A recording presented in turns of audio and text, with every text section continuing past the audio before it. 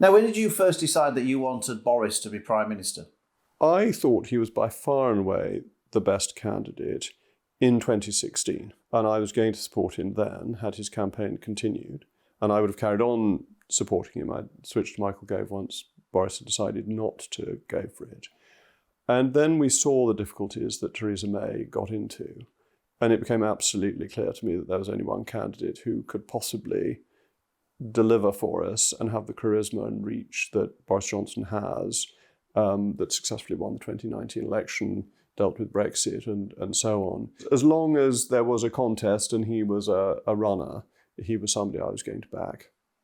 How would you score his government and his time as Prime Minister out of 10?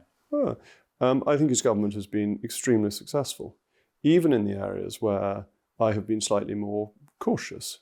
So if you take Brexit was delivered. And from the starting point he had with the deal that was on the table beforehand, that was really a brilliant success. During the pandemic, it may not surprise you to know, indeed we may even have discussed it at the time, I was very much in favour of a more liberal approach in allowing people to make decisions for themselves.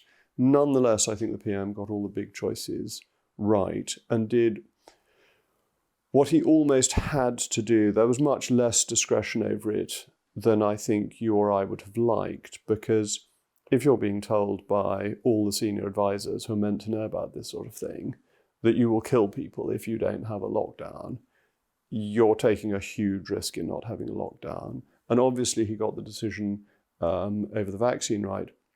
But also interestingly, though this cost a lot of money, over getting the PPE supplies. You remember the panic there was to get these supplies, and actually the UK managed to deliver them. A lot of them produced domestically. I think we went from under 1% being produced domestically to 80% being produced domestically, excluding gloves, as it happens. And so he got the big decisions right. And then at Christmas, he was the one who decided that we would not close down again.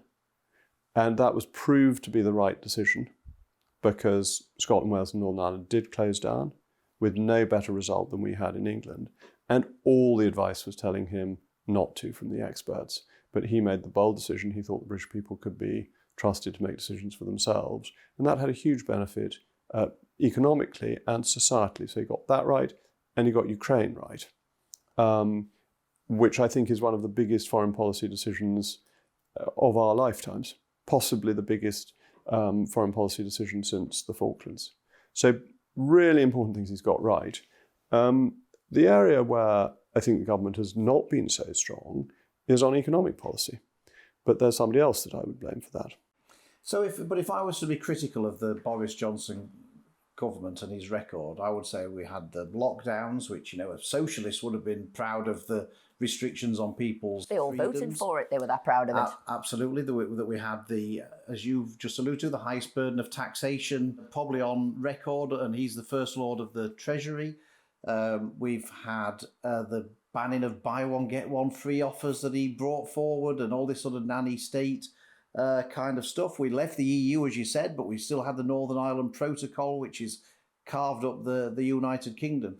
So people might look at that and say, well, actually, that doesn't sound like a particularly strong record to me.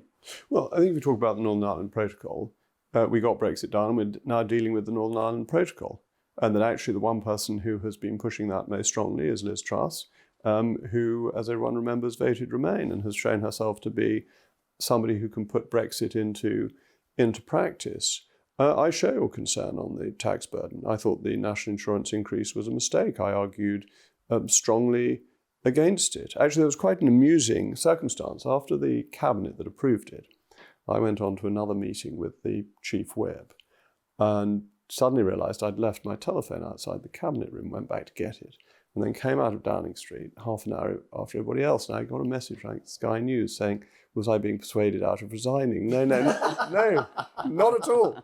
I just had left my telephone in the wrong place. That's how front page stories start. I thought that was a mistake, and I think conventional Treasury thinking has been consistently wrong.